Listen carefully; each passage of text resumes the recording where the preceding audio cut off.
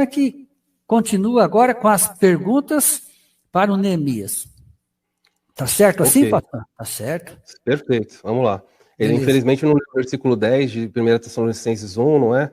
Que diz, para aguardar do céu o seu Filho, que ressuscitou dos mortos, Jesus, que nos livra da ira vindoura. A ira vindoura é o que está vindo aí na frente da tribulação. Então, ler só uma parte sem entender o resto, aí não dá muito certo. Mas vamos lá para a minha pergunta, para a gente conseguir caminhar aí de maneira produtiva. Estou compartilhando minha tela novamente. Se quiser apresentar para o público, por favor. Existem 3 ordens muito claras na palavra de Deus dadas aos crentes. Primeiro texto, Romanos 13, diz assim: todos devem se sujeitar às autoridades, pois toda autoridade vem de Deus, e aqueles que ocupam cargos de autoridade foram ali colocados por ele. Portanto, quem se rebela contra a autoridade se rebela contra Deus, e será punido. Pedro, por causa do Senhor, submetam-se, olha aí, a todas as autoridades, sejam reis como a autoridade máxima, sejam oficiais nomeados por ele, para castigar os que fazem mal e honrar os que fazem bem. E a última ordem da Bíblia é, Paulo diz a Timóteo, eu exorto vocês que sejam feitas, ele dá uma ordem, orações, intercessões e ações de graças em favor de todos os homens, em favor de reis e todos que acham investido de autoridade para que vivam uma vida tranquila. Aí estão 3 ordens da palavra de Deus que são inegociáveis. Todo verdadeiro servo de Deus tem que obedecer essas ordens. Sujeição à autoridade, obediência àquelas autoridades que ele colocou, orar agradecendo por eles e clamar por essas autoridades. Então, minha pergunta ela é bem simples. Já que o pós-tribulacionismo defendido pelo Neemias ensina que a igreja permanecerá na terra durante todo o período da tribulação, a minha pergunta é simples. A igreja irá obedecer à ordem bíblica que foi dada nesses 3 versos? Em primeiro lugar, ela vai se submeter ao líder anticristo durante a tribulação? A Bíblia manda se submeter. Vamos nos submeter a ele? A igreja aqui vai se submeter? Segundo lugar, Paulo diz que temos que orar pelos governantes. A igreja do Neemias vai orar pelos governantes? Vai orar pelo anticristo? Precisamos saber disso aí. Terceiro lugar, Paulo diz para prestar ações de graça pelos líderes. A igreja vai louvar e agradecer a Deus pelo anticristo, em obediência aos textos que nós mostramos? Minha pergunta é essa, a primeira pergunta para o Neemias. Como é que ele vai fazer durante a tribulação? Ele vai submeter o anticristo, orar por ele, louvar a Deus por ele? Essa é a minha primeira pergunta. Muito bem. Atos 5:29, nós temos aqui um princípio muito importante quanto à questão das autoridades, aos governantes, etc. O princípio é, mais importa obedecer ao Criador do que aos homens. Então, você deve ser um bom cidadão, você deve pagar seus impostos, você deve submeter às leis do Estado, aos poderes constituídos, até que eles se oponham à lei do Criador, à vontade do Criador. Aí, quando esses poderes se opuserem às leis que já estão sendo formadas aí, leis de gênero, leis de, enfim, tantas coisas contra a constituição da família, né, o patriarcado, quando elas se opõem ao Criador, aí você não obedece, né? Você vai ser chamado de subversivo, e é por isso que vai haver a perseguição, como houve no passado, mas uma escala maior agora no fim dos tempos. Então, primeiro, ninguém vai se submeter ao anticristo, porque ele é o filho da perdição, é o iníquo, é aquele que pratica iniquidade. A anomia é pecado, é transgressão da Torá, transgressão da lei do Altíssimo. Ninguém vai orar pelo anticristo, porque orar por aquele pecado de morte não tem jeito. Então, é uma situação diferente, né, em que nós vamos se encontrar do que a situação atual, a nossa contingência. Terceiro, ninguém vai louvar e agradecer a Deus pelo anticristo, porque nós sabemos que o próprio anticristo, ele vai cumprir as profecias. Então as profecias têm que se cumprir de toda forma. Então nós temos que simplesmente fazer o que os profetas diziam: escondei-vos por um pouco, meu povo, até que passe a tormenta, né? Está lá nos profetas. Nós temos que saber que Os santos serão entregues na mão do anticristo por um tempo dos tempos, metade de um tempo, em Apocalipse 13. Os santos serão consumidos pelo anticristo, em Daniel 7, 25, 26 em diante. Então nós sabemos que isso é profético. A igreja terá que ser provada. O Apocalipse 20, verso 4 diz que o número dos mártires ele tem que ser completado, né? Aqueles que vão se recusar a receber a marca da besta ou adorar a besta. Então, vai haver uma resistência na terra. O Criador ele vai ter seus filhos, suas testemunhas sobre a terra, resistindo ao anticristo, como Elias resistiu a Acabe e aos profetas de Baal, a Jezabel. Como no passado, o Criador levantou grandes homens que defenderam sua palavra. Já concluiu. O fato é, Neemias, assim, infelizmente, agora virou o jogo, né? Porque tem a escritura aí e não dá para fugir dela. A Bíblia fala para se submeter a todas as autoridades, até as más. Paulo se submetia a Nero, Pedro se submetia a Nero. Herodes governava, você nunca viu Jesus falou que ele era raposa, mas nunca militou para tirar ele do poder, nunca ensinou a não se sujeitar. Mandou, dai a César o que é de César. A Bíblia manda sujeição a toda autoridade, é claro, desde que ela não peça para a gente pecar. Neste caso, concordo, está certo aí, mas a Bíblia fala para você orar por todos os líderes. O irmão não respondeu aí. Como é que você vai orar pelo anticristo? Ou vai falar que só tem que orar pelos líderes bons? Porque é uma ordem, exorto, ordeno que vocês façam súplicas e ações de graças, louvem por todos. Então é fácil a gente construir uma teologia, mas a gente abre uma cama, depois tem que deitar nela. Ela tem um desdobramento. A igreja está aqui? Ah, legal. É essa a posição que o irmão defende? Ok. A Bíblia manda orar pelos líderes, manda se submeter aos líderes. E agora? Vamos reunir a igreja durante a tribulação e falar, irmãos, hoje nós vamos orar pela liderança do anticristo. Vamos pedir para que ele tenha sucesso nos empreendimentos dele. Vamos orar pelo quê? Porque os cristãos também oraram por Nero. Eu quero saber como é que a igreja vai orar pelo anticristo. Muito simples aplicar isso. A igreja não estará aqui. Por isso, esses textos aqui não estarão em vigor sobre o povo de Deus que foi levado ao céu. Essa é a razão óbvia porque a igreja não está aqui. É bonito ver a maneira como nós construímos, às vezes, a nossa teologia, mas depois nós não desdobramos, não damos passos na direção a lidar com isso aí. A igreja tem que obedecer, são ordens. Sujeição, oração e louvor não são negociáveis. Eu posso não concordar com o governante de um país. Há pessoas, crentes, irmãos nossos, que estão na Coreia do Norte, debaixo de um poder, pior país do mundo para se ser um crente. Eles vão dizer, é o diabo em pessoa lá. E a Bíblia vai dizer, ore pelo Kim Jong-un, ore por ele. Então não podemos dizer agora, não, vamos estar num outro momento, vamos estar de uma outra forma. Não, aí não se aplica. Se aplica exatamente dessa forma.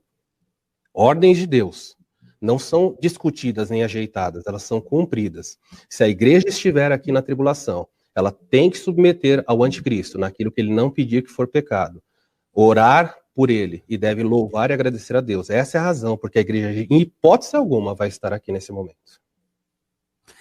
Então, o irmão Marcos Samuel, ainda tem a palavra para elaborar outra pergunta. Vamos lá. Há um alerta na palavra de Deus sobre o anticristo. Mateus capítulo 24, versículo 15 a 20, diz a Bíblia assim, chegará o dia em que vocês verão aquilo que o profeta Daniel falou, a terrível profanação, que será colocada no lugar santo. Está falando do anticristo, e aí vem a ordem. Leia e preste atenção. Quem estiver na Judéia, fuja para os montes. Quem estiver no terraço, no alto da casa, não desça para pregar as suas coisas. Quem estiver no campo, não volte para pegar o manto. E agora vem. Que terríveis são aqueles dias para as grávidas e para as mães que estiverem amamentando. E o próprio Jesus vai dar uma ordem aos seus discípulos. Olha que ordem. Orem para que a fuga de vocês não seja no inverno e nem no sábado. Texto muito claro, muito simples de compreensão. Então, minha pergunta, neste caso, é a seguinte. Já que o pós-tribulacionismo ensina que a igreja permanecerá, vai estar aqui durante a tribulação, eu tenho uma pergunta. Por que a igreja deveria orar para que o anticristo não se manifeste ao mundo em dia de sábado ou em tempo de inverno? Qual é o problema? Por que Jesus está mandando a igreja, Vocês vão estar aí durante a tribulação, hein? Igreja, tome cuidado. Começa a orar para que o anticristo não surja no sábado. Para que isso? Orem para que não seja no inverno. Porque a igreja não tem agasalho? Qual é o problema? Qual é o medo? Olha aí. Minha pergunta então é Neemias, a igreja não poderá fugir do anticristo se for um sábado? Por que Jesus quer que a gente ore por isso? Segundo lugar, qual é o problema para a igreja se o anticristo surgir durante o inverno? Qual é a implicação disso para nós? Vamos começar a orar agora, reunir a igreja e falar, irmãos, Senhor, por favor, tem misericórdia de nós. Não deixe o anticristo surgir no sábado. Por que será? Senhor, por favor, quando o anticristo surgir, que seja verão. Inverno não, por favor, inverno não. Por que será que a igreja de Cristo precisaria orar por essas razões? Neemias, responde para nós aí, já que a igreja vai estar aqui, talvez o povo de Deus precisa saber por que não orar para ser sábado e por que não orar para ser no inverno. Exatamente, porque justamente o contexto implica que a questão é a fuga. Então tem que fugir. Então, a nossa fuga, ela não pode se dar de última hora sem uma rota de fuga, sem um plano, sem uma preparação. Por isso que eu questionei o pastor sobre que plano de contingência ele tem para os seus membros, né? E os pastores em geral, caso eles estiverem aqui na tribulação. E aí? Porque já que nós não vamos poder comprar nem vender nesse sistema, nós vamos ter que ter um plano para se alimentar durante esse período. Se nós não vamos poder nem comprar e nem vender, nós vamos ter que estar longe dos centros de controles deles, né, da marca, da besta, etc. Então, voltando à questão, orar, adorar, obedecer, isso tudo é uma questão de livre-arbítrio. Ninguém é obrigado a orar por ninguém, ninguém é obrigado a adorar ninguém, ninguém é obrigado a obedecer ninguém. São questões de um fórum individual. Você escolhe a quem vai adorar, a quem obedecer. Então, eu queria ler Daniel 11, 35 e diante, mostrando claramente que o anticristo vai ter uma resistência. Por isso que nós sempre gostamos de concluir algumas das falas dos nossos vídeos com nós somos a resistência. Daniel 11, 35 diz assim: e alguns dos entendidos cairão para serem provados, purificados, embranquecidos até o fim do tempo. Olha só, pastor, até o fim do tempo. Aqui diz, e até o fim do tempo, porque será ainda para o tempo determinado. Este rei fará conforme sua vontade, levantar-se-á e engrandecer-se-á sobre todo Deus, e contra o Deus dos deuses falará coisas espantosas, será próspero, até que a ira se complete, porque aquilo que está determinado será feito. Mas é nesse momento que Daniel vai dizer que os que forem sábios resplandecerão como o fulgor do firmamento, como as estrelas. Os que há muitos ensinam a justiça como as estrelas, sempre e eternamente. Então nós vamos precisar fugir como igreja, como congregação, como pessoas. E essa fuga não pode acontecer no Shabat, porque ainda é um dia santo para a igreja, tanto é que todos os discípulos guardavam o sábado, e os pais da igreja, alguns deles pelo menos guardavam o sábado. Foi uma invenção lá do quarto século apenas, depois de Constantino. Então nós temos que realmente prezar pelo lado sagrado do sábado. Não é dia de fuga, nem de preparação e nem nada disso. E a questão do inverno é porque no inverno não se foge. As estradas estão molhadas, há muita lama, o frio é muito intenso, né, dependendo da região da terra, e a questão de que nem se podia viajar na época de Paulo, né, do Messias, não haviam viagens de navio durante o inverno. Então não tinha como fugir. Discordo, Neemias. Assim, o Neemias não respondeu as perguntas, são perguntas objetivas e fáceis.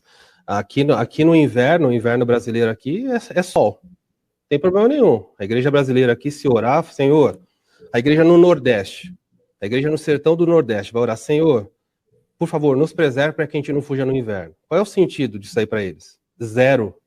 Não tem sentido nenhum. Então eu não posso falar que agora, então peraí, é para parte da igreja, para outra parte não é. É simples o texto. É só uma questão de hermenêutica. Por quê? Por que não pode ser sábado e por que não pode ser a igreja? Desculpa, por que não pode ser sábado nem inverno? É simples. Porque esse texto não foi dito para a igreja. A igreja foi formada em Atos 2, isso aí foi falado em Mateus 24. foi dado para os judeus. Por que não pode ser, orem para que ele não suja no sábado? Bem simples.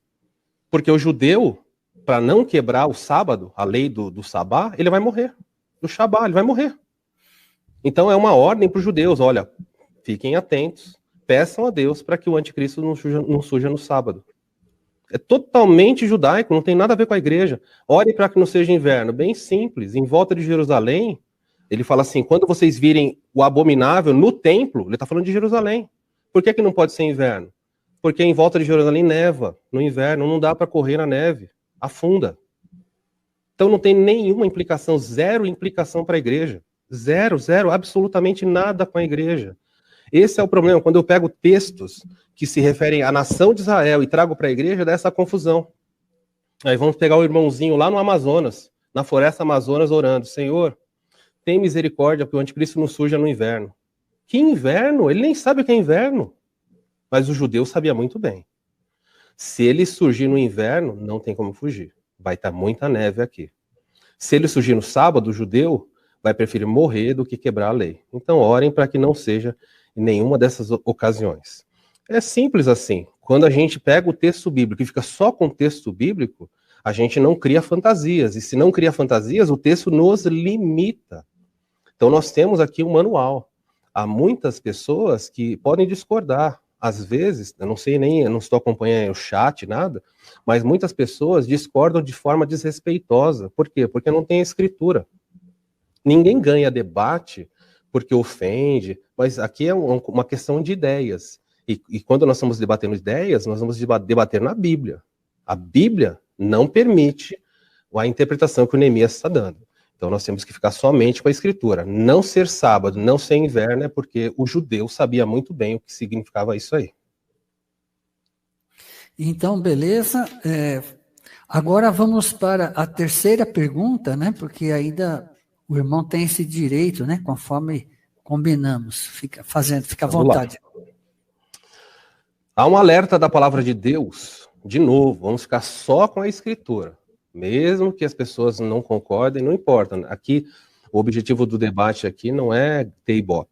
O objetivo é ser bíblico ou não. Então, sendo bíblico, para cada uma das perguntas, eu estou colocando os textos, postando para todo mundo poder ler. Não é minha opinião. Se for minha opinião, você pode jogar fora. Mas é a Bíblia. E a Bíblia, ela não importa o que a gente pensa, se a gente concorda ou não. A Bíblia é a verdade imutável.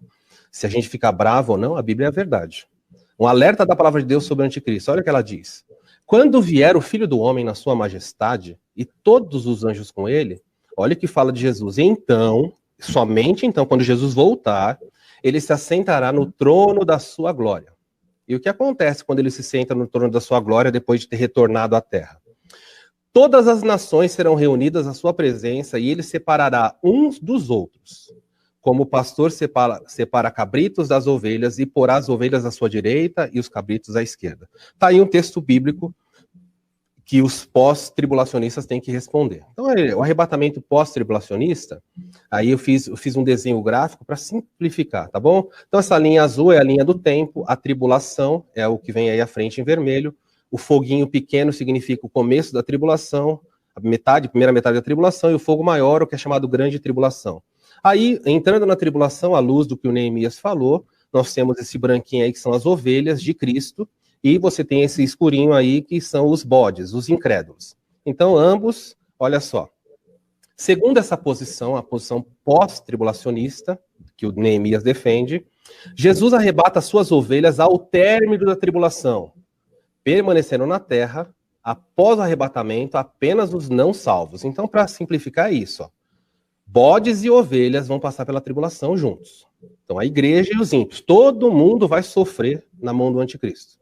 Ok, essa é a visão do Neemias. No final da tribulação, Jesus vem à terra. E o que acontece quando Jesus vem à terra? Opa! As ovelhinhas de Jesus se encontram com ele nos ares. Esse aí é o arrebatamento pós-tribulacionista. Bem graficamente mostrando, tá bom? As ovelhas e os bodes passaram juntos no arrebatamento, segundo Neemias diz. As ovelhas são tiradas, encontram com Jesus nos ares e depois voltam à terra. Então, minha pergunta, sendo objetiva, é essa daqui. Visto que quando as ovelhas subiram, ficaram na terra só os bodes, ficou só bode aqui, Deus levou todo mundo, Jesus levou todo mundo.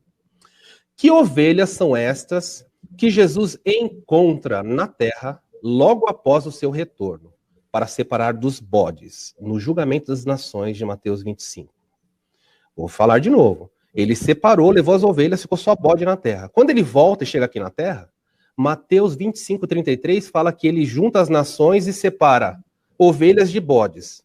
A minha pergunta é, que ovelhas são essas que ele vai encontrar na terra para separar? Se ele acabou de levar todas as ovelhas com ele. Ficou alguma ovelha? Ele esqueceu dessas ovelhas? Eu preciso que o Neemias explique isso aí. Quem são as ovelhas que vão estar na terra logo depois que ele volta? Se ele já separou. Não vai falar que ele vai separar de novo, hein? Porque ele já separou. Quando ele arrebatou as ovelhas, separou. Aí volta na terra, tem mais gente para separar. Que ovelhinha é essa que ficou para trás? Neemias. Apocalipse 13, pastor, responde sua pergunta no verso 7. E foi-lhe permitido, a besta, fazer guerra aos santos e vencê-los. E deu-se-lhe poder sobre toda tribo, língua e nação. Então, quem são esses santos aqui que serão combatidos pelo anticristo, já que todo mundo foi levado? São santos de segunda classe? Não. São os santos mesmo do Altíssimo que estarão presentes aqui. Voltando à questão de Mateus 24, o contexto lá, um será levado, outro será deixado. Você vê isso nos versos 19, 18, 17. É o contexto, sim, do fim dos tempos. É o povo. A grande questão, a confusão, né, que é feita no sistema religioso é que existem 3 vindas. Só que a Bíblia em nenhum momento fala que o arrebatamento é uma vinda e que a segunda vinda é outra. Isso não existe. Só existem 2 vindas. A primeira já aconteceu, a segunda se dará, né, onde haverá essa separação de bodes e ovelhas. E essas ovelhinhas aí, pastor, são os santos que serão perseguidos pelo anticristo, conforme Apocalipse 13, verso 7. O problema é que nas religiões as pessoas não querem ouvir de dificuldade. Elas não querem participar de uma igreja que diga que elas vão passar por tribulação, que elas vão passar fome, dificuldade. Não. O povo quer facilidade, o povo quer porta larga. Mas o que a Escritura diz é, nesse mundo tereis aflições, mas tende bom ânimo, eu venci o mundo. João 16:33. Nós ainda temos a menção de que estes combaterão contra o Cordeiro, mas o Cordeiro os vencerá. E com ele vencerão seus santos, porque eles são chamados e eleitos e fiéis. Apocalipse 17:14. Então a resposta é, essas ovelhinhas aí que vão subir, serão as ovelhinhas que foram provadas, atribuladas, foram perseguidas e provaram seu valor, provaram sua fé e serão separadas, né, no final de tudo, no final da tribulação, né? Tanto é que essa história de o arrebatamento ser uma suposta, digamos assim, uma aparição e não ser a segunda vinda é um equívoco, porque ele diz, virei outra vez. Então, se ele vai vir outra vez, é a segunda, não vai existir um arrebatamento antes da segunda vinda. E essa que é a questão que é levantada aqui. Vão haver 3 vindas? Não faz sentido essa especulação dentro da Bíblia. Isso não está escrito em lugar nenhum. Ok, é bem simples. Eu não sei se você não está respondendo porque não quer, está se evadindo, eu não estou entendendo direito. Minha pergunta é bem clara. Eu não estou perguntando quem são as ovelhas que foram levadas no final da tribulação. Eu não perguntei isso. Então é difícil, não é? Quando a gente se depara com um argumento textual, a gente tem que olhar de frente. Eu não perguntei quem são as ovelhas que sobem. Ok? Isso eu sei. Na visão pós-tribulacionista, quem subiu são os crentes, que passaram pela tribulação, conforme o Neemias acredita. A minha pergunta é, quando ele volta à terra, em Mateus 25, fala que ele tem que separar ovelhas de cabritos de novo. Olha que pergunta simples. Quem são essas ovelhas que ficaram aqui que ele está separando de novo? É só isso. Mas o Neemias não respondeu. Então aí isso fica complicado num debate, porque assim, são perguntas óbvias, claras, mas eu tenho que ficar me desdobrando aí para fugir, não é? Então aí não tem jeito. Em respeito também à pergunta, a colocação que foi feita aí, em nenhum lugar o dispensacionalismo diz que há 3 vindas. Não é uma coisa tão fácil, é que não deu tempo de eu desenhar aqui também, fazer um gráfico. Bem simples, ok? Eu moro numa cidade e eu falo assim, eu vou até São Paulo, eu vou até sua casa, então eu vou usar aqui o Vanderlei, tá bom? De exemplo. Eu vou até a casa do Vanderlei, janto com o Vanderlei. E falo, Vanderlei, eu vim até sua casa, primeira vinda. Ok? E eu falo para o Vanderlei assim, eu voltarei uma segunda vez na sua casa, Vanderlei, ok? Estamos marcados. Aí, num determinado dia, eu não sei onde o Vanderlei mora, mas vou chutar que seja São Paulo, ok? Capital. E aí, num determinado dia, eu vou até Atibaia. E em Atibaia, ou então eu chego até Guarulhos, que é ao lado de São Paulo. Eu posso dizer para o Vanderlei que eu voltei à casa dele? Obviamente que não, porque volta implica voltar na casa dele. Então, Jesus veio à Terra uma vez, primeira vinda. Vai voltar à Terra uma segunda vez? Sim, uma segunda vinda. Arrebatamento não é volta, é nos ares, ele não volta à Terra. Puxa vida, como é difícil as pessoas entenderem uma coisa simples. O fato é que a gente não quer, a gente pega um sistema e fica atacando coisas que o sistema não defende. O dispensacionalismo não defende 3 vindas, só 2. Ele veio como bebê, volta como juiz. E no meio delas aqui, ele não volta nenhuma vez. Ele vem, a igreja que vai encontrar com ele é diferente. É a saída da igreja, encontro com ele nos ares. Se ele veio nos ares, ele não voltou à terra. Então, que as pessoas que estão assistindo, querem atacar o dispensacionalismo, não tem problema. Mas pelo menos ataca a vertente que nós defendemos. Nós defendemos só 2 vindas, não 3. E encontro Jesus nos ares não é volta de Cristo. Simples assim. Enquanto a minha pergunta, infelizmente, não foi respondida, mas fica aí. Quem está assistindo está podendo acompanhar. Vanderlei. Ok, pastor Marcos Samuel. Agora vamos para a 4ª e última pergunta, com o direito, né, o pastor Samuel que vai fazer para o Neemias. Aí o Neemias responde e depois o pastor tem o direito também à réplica. É isso aí. Então, essa vai ser minha última pergunta? Isso, a última. Então, eu tinha separado várias aqui, deixa eu selecionar. Aí fica mais fácil.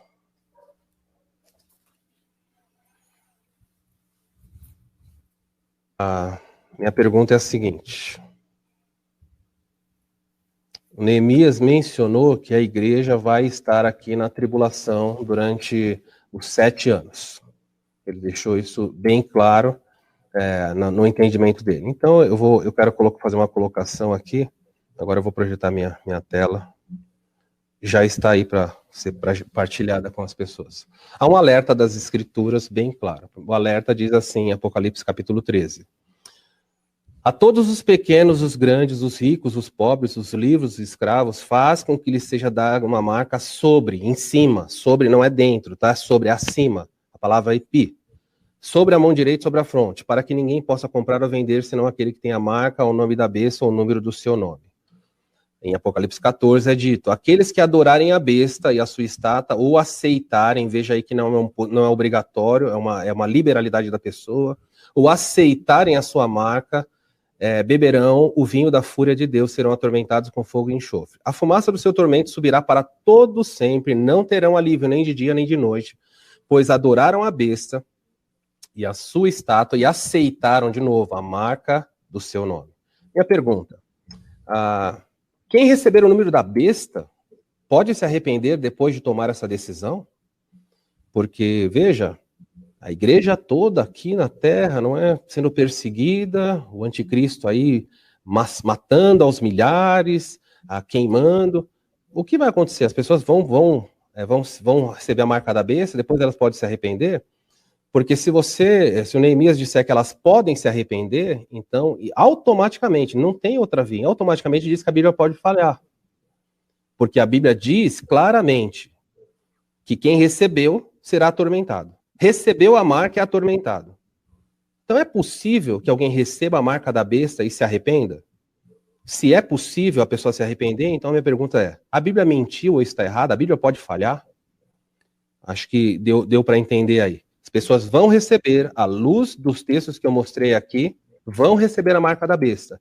E a Bíblia faz uma promessa. Serão atormentadas por todo sempre. Já que a igreja vai estar aqui, conforme o pós-tribulacionismo diz, a minha pergunta é simples. Quem receber a marca vai poder se arrepender? Vai poder voltar atrás? Se a resposta for sim, vai poder voltar atrás, então a Bíblia mentiu e está errada. Por favor, Neemias. 2 minutos e meio, Neemias. Eu acredito que o senhor está deturpando esse contexto, querendo conduzir a um pensamento. Em nenhum momento diz que todos vão receber a marca da besta. Eles vão tentar. Agora, o Apocalipse 20, no verso 4, que eu já citei, diz assim: e vi tronos, assentaram-se sobre eles, e foi-lhes dado o poder de julgar. E vi as almas daqueles que foram degolados pelo testemunho do Messias e pela palavra do Pai, e não adoraram a besta, nem a sua imagem, não receberam um sinal em suas testas, nem em suas mãos, e viveram e reinaram com o Messias durante 1000 anos. Então, está muito claro que nem todos vão aderir à marca da besta. O que nós vemos na Bíblia é que, por exemplo, 2/3 irão ser mortos, né, no decorrer do cumprimento profético. O profeta Zacarias, ele vai dizer que vai restar 1/3 das nações. Então, nós não podemos generalizar e conduzir o pensamento dessa maneira. Não podemos deturpar esse contexto. As coisas que vão acontecer, elas estão muito claras. E eu devolveria até a pergunta: ora, se todos vão receber a marca da besta, por que então vão haver aqueles que foram degolados pelo testemunho? E a questão de, todos vão ter que adorar a besta, né? É por isso que nós vimos a fuga lá de Mateus 24. Foi respondida claramente. Depois da aflição desses dias, virá o Filho do Homem. O contexto de Mateus 24, 20, 21 em diante, está falando do fim dos tempos, e não para judeus. E ressaltando que a igreja, ela é constituída de judeus e gentios, não só de gentios. Não existem 2 esposas. Isso não existe em canto algum na Bíblia. O Messias só tem uma noiva, que é composta por um todo. Então, levando em consideração isso, que vão haver mártires, vão ser perseguidos, vão morrer, alguns vão estar vivos. Paulo dizia: nós, os que estivermos vivos, olha aí, pastor, vão haver aqueles que vão estar vivos na vinda do Messias. Paulo queria ser um deles, né, em Tessalonicenses, mas nós vemos claramente que vai haver uma perseguição e vai haver uma resistência ao anticristo, sim. O livro de Daniel, capítulo 11, 12, é muito claro que os santos vão fazer proezas, eles vão brilhar como estrelas no meio das trevas. E é para isso, meu irmão e minha irmã, que você está sendo chamado agora, para ser a resistência do Pai, durante os tempos que estão aí chegando. Eu acredito que nós já estamos no fim dos tempos. Começou com essa arma fabricada pela elite Illuminati, e está de colunho com a OMS, com as lideranças religiosas, com os políticos, para dizimar uma grande parte da população. A minha pergunta foi se a pessoa que recebeu a marca pode se arrepender. Eu não entendi nada. Não pode se arrepender, pastor. Mas aí vai ter aqueles que não vão receber marca nenhuma. A minha pergunta foi para quem está assistindo. Acreditarem que todos serão obrigados. Você, telespectador, veja bem, minha pergunta foi: quem recebeu a marca pode se arrepender? Ele não respondeu, ele só fugiu da resposta. Não pode se arrepender. Então, mas vão haver aqueles que não vão receber a marca. Quando você apresenta um argumento bíblico e mostra, a Bíblia fala assim: quem aceitar a marca será condenado. Ok? Quem aceitar assim. E quem não aceitar? Um minuto só, Neemias, agora eu tô com a palavra. Ó. A Bíblia fala: quem aceitar a marca será condenado. A minha pergunta, gente, a coisa mais clara é pergunta de EBF, de escola dominical, para criança. Quem receber a marca pode se arrepender? Rodou, falou, Illuminati, para lá e para cá. Era só responder: não pode arrepender. Ou, sim, pode se arrepender. É simples assim. A questão é que a resposta direta a uma pergunta simples desmonta um sistema. Não tem. Deus, a Bíblia é muito clara. Em Gálatas, Paulo diz assim: e os que andarem em conformidade com essa ordem, que é a igreja, paz esteja sobre vocês. E aí ele termina falando assim: e sobre o Israel de Deus. Deus tem um povo no Antigo Testamento chamado Israel. E Deus tem um povo no Novo Testamento chamado igreja. A igreja é formada por judeus, gentios, tem muitas pessoas. Mas misturar os dois, eu sou judeu, a igreja é judaica, de que tribo você é? Você fica me assistindo? De que tribo? Você consegue identificar sua tribo? É óbvio que você não consegue identificar, sabe por quê? Porque você não é judeu. Simples assim. A igreja vai estar na terra durante a tribulação, milhões de pessoas na terra. Em Lucas 18:8, Jesus diz assim: quando o Filho do Homem voltar à terra, encontrará ele porventura fé na terra? Como assim, Jesus? Toda a igreja aqui te esperando, o Senhor não vai encontrar ninguém? Então, não dá para casar. Se toda a igreja vai estar aqui, Jesus tinha que falar, quando eu voltar, vai ter muita gente na terra. Pelo contrário, vai ter pouca gente. Qual é a razão dele levantar 2 testemunhas para pregar durante a tribulação? Se a igreja está aqui? Qual a razão dele separar 144 mil judeus para serem missionários? Para quê, com tantos missionários aqui? Não faz nenhum sentido. Todas as vezes, lendo Apocalipse, do capítulo 2 e 3, toda hora aparece igreja de Éfeso, ouço o que o Espírito diz às igrejas, igreja para tudo que é lado. Quando chega no capítulo 4 até o 19, a palavra igreja desaparece. E toda vez que faz menção ao povo de Deus, ele está no céu. Apocalipse 12. Então não dá, assim, não podemos construir um sistema fazendo invenções. Se fizermos dessa maneira, fica complicado. Então, sempre assim, a Bíblia é a autoridade sobre o crente. A Bíblia diz que Deus tem Israel, que Deus tem a igreja. Ele só tem uma noiva, é a igreja de Cristo. Se você não faz parte da igreja, então você deve se preparar, porque você vai conhecer o anticristo, vai passar pela tribulação e vai sofrer. A marca da besta deve assustar todas as pessoas que não conhecem a Cristo como Salvador. Mas se você é um crente, pode dormir tranquilo, porque quer durmamos, quer vigiemos, estaremos com ele, como Paulo diz em Tessalonicenses. Ok, então já terminamos já praticamente todas as rodadas. Foi a 4ª pergunta, né, que o irmão desenvolveu e perguntou a Neemias. Neemias respondeu e o pastor Marcos fez a sua réplica. Mas olha, terminando agora esta live, terminando esse debate aqui, que eu vi que foi bem proveitoso, né?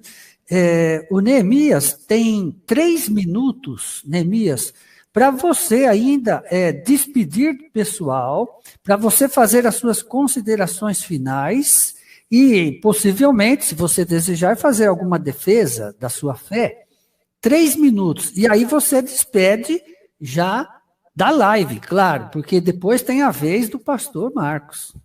Tá certo, Neemias? Vamos lá, então? Vamos lá. Romanos capítulo 11 diz... Digo, pois, porventura, rejeitou Deus o seu povo?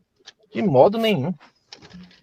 Porque eu sou também israelita, da descendência de Abraão, da tribo de Benjamim. Deus não rejeitou o seu povo, que antes conheceu. Ou não sabeis o que a Escritura diz de Elias? Como fala o Pai contra Israel, dizendo: há um remanescente. Ocultaram a nossa herança hebraica de nós. Nós brasileiros, ouçam, quem está nos ouvindo, nós somos descendentes de hebreus. Por isso que somos perseguidos, maltratados, principalmente nordestinos, pessoas de pele escura e pobres, porque nos esconderam nossa origem hebraica. A herança brasileira, ela vem de judeus que eram chamados marranos, porcos, lá de Portugal, que tinham migrado da Espanha e hoje estão aqui. Então, nós sabemos que Israel não é só judeu. Os 144 mil não só são judeus. Tem 12 tribos. Puxa, gente. O Criador, ele não deu os oráculos só para o judeu, ele deu para 12 tribos. Aí foram dispersas. Cativeiro assírio, babilônico, né? Depois a destruição do templo em Jerusalém, se espalharam. E o que o povo precisa resgatar é essa identidade hebraica perdida. Todas as igrejas e as religiões foram criadas por homens, alguns maçons. Nós precisamos retornar às nossas raízes, a nossa fé hebraica, aquele caminho antigo ao qual Jeremias 6,16 diz: procurai por ele, andai nele, porque todas as religiões foram criadas com CNPJ e foram ali, receberam ali uma configuração de ideias humanas. Mas o Pai tem uma aliança eterna com o povo de Israel, ele tem um pacto com esse povo eterno e tem uma terra prometida para eles, que é lá no Oriente Médio. É aquele lugar que foi prometido. Não pense, queridos, que nós podemos hoje chegar aqui, não, Deus criou a religião tal, a denominação B, C, D, Y. Isso são invenções dos homens. O Pai escolheu um povo, chamou Abraão e disse: em ti serão benditas todas as nações da terra. E aqui estamos, nós, brasileiros, europeus, africanos, todos têm alguma ligação com Abraão. Até o povo lá do Oriente Médio, os árabes, são descendentes de Abraão, por incrível que pareça. Então o Pai escolheu um homem, e ele escolheu um povo até o fim dos tempos. E ele deu só um manual para esse povo e disse o que ia acontecer até o final, nada ia mudar. Não ia haver pré-arrebatamento, não ia haver guarda de domingo, guarda de festas pagãs. Esse povo não ia proferir os nomes profanos que deram aí para o Criador, para o Messias, para os profetas. Então, queridos, é o meu desafio a você. Redescubra a sua identidade, se apodere do seu destino. O Criador vai vir restaurar o reino de Israel, você tem que fazer parte de Israel. Ok, obrigado, Neemias. E fica aí, por enquanto, Neemias. O pastor também tem as suas considerações finais. 3 minutos. Caro telespectador, preste atenção. Você não tem identidade judaica. Apaga isso da sua cabeça. Isso é uma tolice, é uma bobagem. Se você é gentil, você é gentil. Deus, se você tivesse uma identidade judaica, por que Deus levantaria um apóstolo para os gentios? Você é gentil. Pode ser que alguém esteja me assistindo aqui que seja judeu. Mas a maioria de nós não é, não. Então, se você ficar acreditando nessas bobagens que você é judeu, você vai viver numa vida fantasiosa. Talvez você esteja me assistindo e você seja um desigrejado por causa disso. Ah, não, peraí, eu sou linhagem de Abraão tal. Nós somos abençoados pela semente que vem de Abraão, que é Jesus Cristo. Em ti, Abraão, serão benditas as famílias da terra, porque Jesus veio ao mundo. Como Neemias falou, todo mundo está em Abraão. E Noé, que veio antes dele? E Adão? Essas pessoas também estão em Abraão? Deus tem um povo só? Não foi dito? Ele não falou que Deus tem um povo só em todos os tempos? Os judeus surgiram em Abraão. Como é que fica Noé? Noé não é povo dele? Enoque, que andou com Deus, não é povo dele?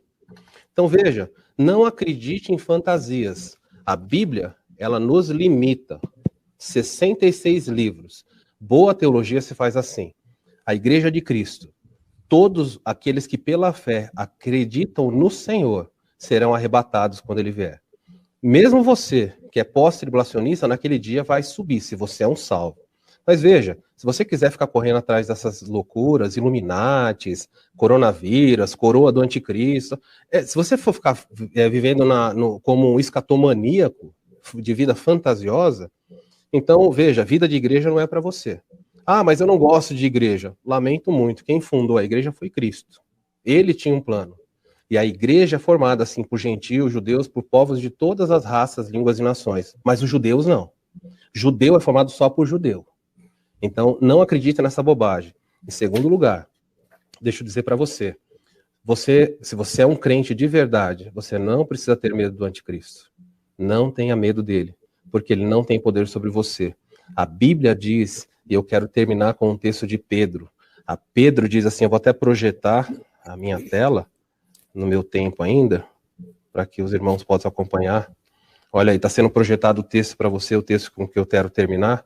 Diz assim, Pedro diz, mas se sofrerem, não se envergonhem, louvem a Deus por serem chamados por esse nome. Preste atenção, olha o que a Bíblia fala, não é minha opinião. Pois chegou a hora, Pedro diz, lá no 1º século, Pedro falou, chegou a hora que deve, olha aí, em caixa alta, deve começar o juízo, o julgamento começou pela casa de Deus há 2000 anos atrás, o texto fala. Se o julgamento começa conosco, que terrível destino aguarda aqueles que nunca obedeceram, ou seja, o juízo, a igreja já começou a sofrer há 2000 anos atrás, e Pedro falou, não estranhe esse fogo, porque o juízo começa por vocês. O que vai ser quando terminar sobre os incrédulos? Essa é a grande mensagem da tribulação. Deus não vai proteger a sua igreja durante a tribulação. Deus vai proteger da tribulação. Basta ler Apocalipse 3:10. Apocalipse 3:10 diz, porque vocês foram fiéis, eu guardarei vocês da hora da tribulação. Então, não tenha medo. Não siga homens, mas esteja numa igreja. Se você é um desigrejado, você está vivendo em pecado, porque 1 João diz, se andarmos na luz, como ele está na luz, temos comunhão